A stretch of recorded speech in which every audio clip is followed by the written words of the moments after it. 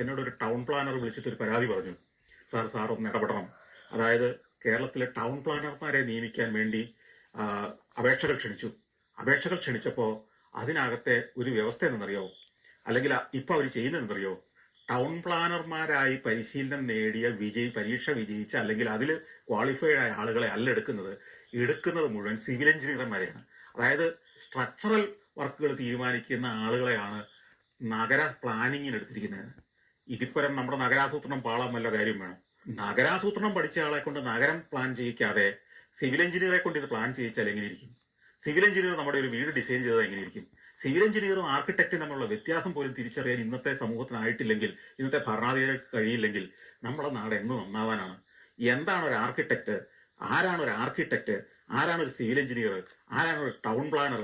ഇതുപോലും തിരിച്ചറിയാൻ നമ്മുടെ സംവിധാനത്തിന് കഴിവില്ല എന്നുള്ള അവസ്ഥയിലാണ് ഈ ഏറ്റവും പുരോഗതി പ്രാപിച്ച ലോകത്തിന് മാതൃകയായെന്ന് പറയുന്ന നമ്മുടെ കേരളം ഇന്നും. ഞാൻ ഈ കേരളത്തെ കുറ്റം പറയാൻ വേണ്ടി പറയുന്നതല്ല.